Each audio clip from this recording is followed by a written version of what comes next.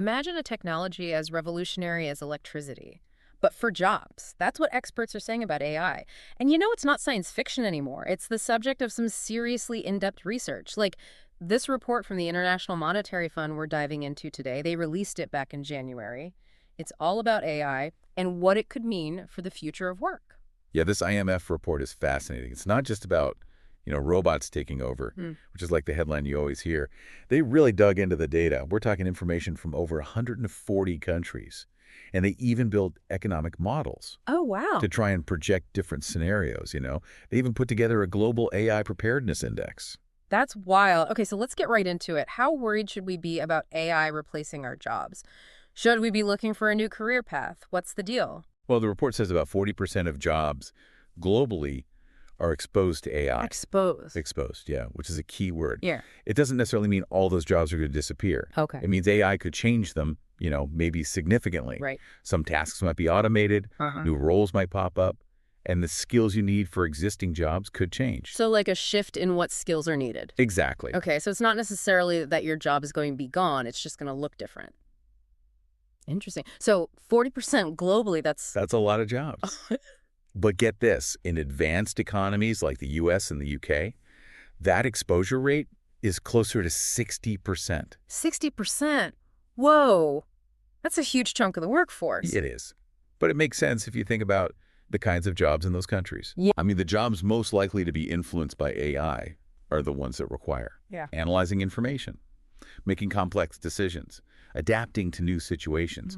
And that's exactly what AI is becoming good at. So like finance. Exactly. Finance, tech, for sure. Even healthcare. Healthcare, too. Yep. It's interesting, though, because you wouldn't think of those as jobs that would just be totally replaced. Right. But it's not necessarily doom and gloom. Okay. It just really highlights how important it's going to be able to adapt. So the faster these changes happen, the more critical it is for us to adapt with them. Exactly. Interesting. And this report really, really underscores that. Yeah, it definitely seems that way. But we're not just talking about AI replacing jobs, are we? No, definitely not. The report also talks about AI actually making us better at our jobs, which is kind of a wild thought. It is wild when you think about it like that. They actually use the term complementarity. Complementarity. Yeah, like how AI can complement the skills we already have. Yeah.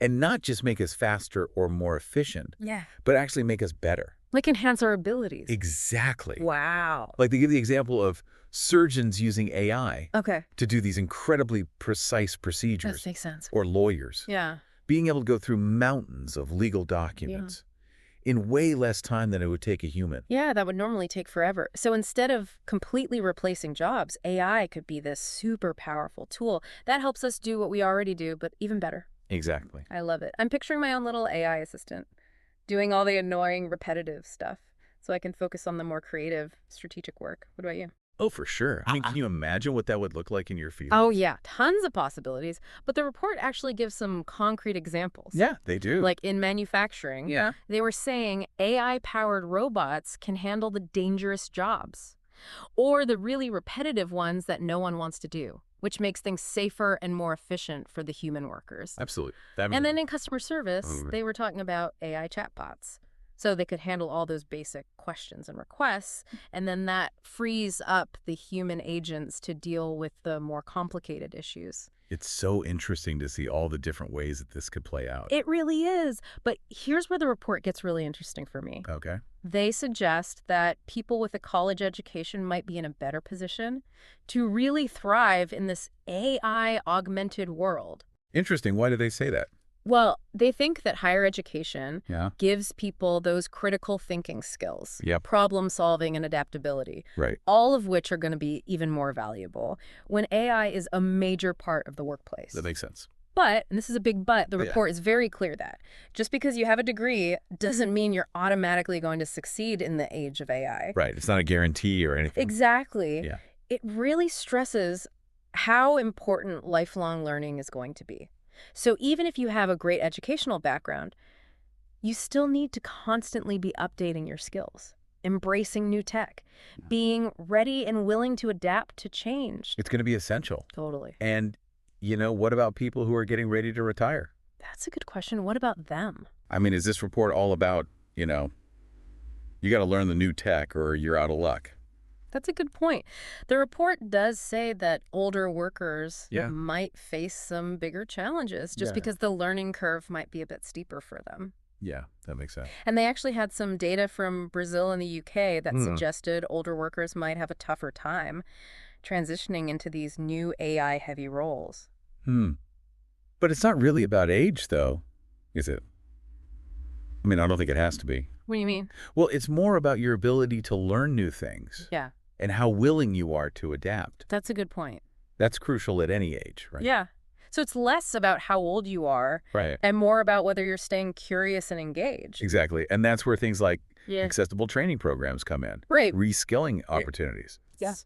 And a supportive workplace. That makes a huge difference. Okay, so we've talked about how AI could change what jobs look like. Right. But what about the economic side of things? Right. How might this AI revolution impact how much money we're all making? It's a big question. Yeah. And to try to figure that out, the IMF researchers used some really sophisticated economic modeling, Oh, wow. and they projected a bunch of different scenarios. Okay, and what did they find? Well, there is some good news, at least at first. Okay, I like good news. If AI can boost productivity the way a lot of people think it will, incomes could actually go up for most workers. Oh, that's great. Yeah, it's encouraging. So everyone could benefit from this. Potentially, yes. So AI boosting productivity could mean a bigger slice of the pie for everyone. It could, and I bet you saw this coming. The report also looks at how AI could actually increase income inequality. Oh, yeah, that makes sense. Right. I mean, if all the benefits go to the people at the top, Yeah, then the gap between the rich and everyone else is just going to get wider. exactly. And that's where it's really important to understand how those economic models work. Okay. So what the IMF found was, while AI could lead to overall economic growth, Mm-hmm. the benefits might not be shared equally. Okay, so give me an example. Sure. Let's say AI mostly makes already high-paying jobs even more productive. Okay. The people in those jobs, they could see their incomes go way up, Right. while other people in jobs that aren't as affected by AI, Yeah. they might see much slower growth. So their income doesn't really change that much, Exactly. and the gap between those two groups just keeps getting bigger.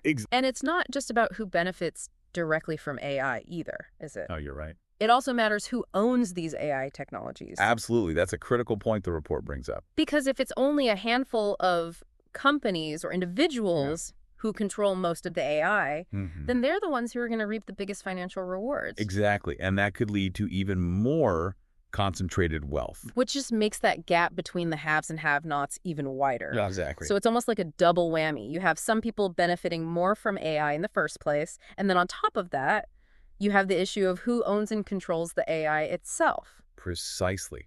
But here's the thing. The report emphasizes that none of this is set in stone. Okay, that's good. So there's still time to change course. Exactly. It all comes down to the choices we make. So what we do now really matters. Yeah, it really does. So what kinds of choices are we talking about? Well, for one, how we regulate AI. Okay, so like government policies and things like that. Exactly. Okay. But also things like how we invest in education and training. So people can adapt to these new technologies. Exactly. And how we strengthen social safety nets. To help people who might be left behind. Exactly. So it's not just about the technology itself, it's about how we as a society choose to use it. Exactly. And how we prepare for the changes it's going to bring. Okay, so speaking of preparedness, the IMF actually put together this thing called the AI Preparedness Index. Oh, yeah. I was curious about that. Yeah, it basically looks at how ready different countries are for the age of AI. So, like, which countries are ahead of the curve? And which ones might need to catch up? Exactly. But I thought it was interesting. Because I was expecting it to just be about, like, how technologically advanced a country is. Yeah, like how many robots they have. Yeah. Or how fast their internet is. Exactly. But it's actually way more nuanced than that, isn't it? That's what I thought. It's not just about the tech itself. Yeah. It's about a country's overall capacity to adapt and thrive in a world that's increasingly powered by AI. It's a much more holistic view. Exactly. So what kinds of things does this index actually look at? Well, they consider things like education levels, Okay. how flexible the labor market is, Interesting. and even the strength of social safety nets. So it's really trying to get a sense of how well-equipped a country is to handle all these changes. Exactly. And to make sure everyone benefits from AI. Not just a select few. Exactly. And I'm guessing the US and the UK are ranking pretty high on this index. No, Of course. they're right up there at the top. Which makes sense. But the report really stresses that a lot of countries, particularly emerging economies, Yeah. they're going to face some major hurdles Yeah. trying to keep up with all these technological advancements. And if they don't make the right investments now, they risk falling even further behind. Exactly. So there's a real sense of urgency here. So we've talked about how AI could change the job landscape, the economic implications, and even how prepared different countries are for this AI revolution. But after diving deep into this IMF report, what's the key takeaway for you? For me, it really boils down to this. The future isn't predetermined. It's being shaped right now. By us. Exactly. By the Oh. choices that we make as individuals, As as businesses, as as a society. It's about taking ownership of this future with AI. Exactly. And a big part of that is embracing lifelong learning, right? Absolutely. Being open to new skills, new ways of thinking. Being willing to adapt. Yes, adaptability is key. And also being aware of the potential downsides, like this whole issue of income inequality. We can't just bury our heads in the sand. Absolutely not. We need to be having these conversations now Yeah. so we can start putting things in place to make sure those benefits are shared more evenly. I think that's a really important point because this isn't just about the technology. It's about how we choose to use it and Exactly. what kind of future we want to create with it. And this report really got me thinking. Yeah, The IMF focused on how AI will reshape existing jobs. right. But what about the entirely new jobs that might emerge? Jobs that we can't even imagine yet. It's exciting to think about. It really is. Maybe the real opportunity here isn't just about adapting to the changes AI brings, but about helping to shape a future where AI actually empowers us all. That's a great point to end on. So for those who want to delve even deeper into these ideas, we'll be sure to link to the full IMF report in the show notes. It's a fascinating read. And thanks for joining us for this deep dive. My pleasure.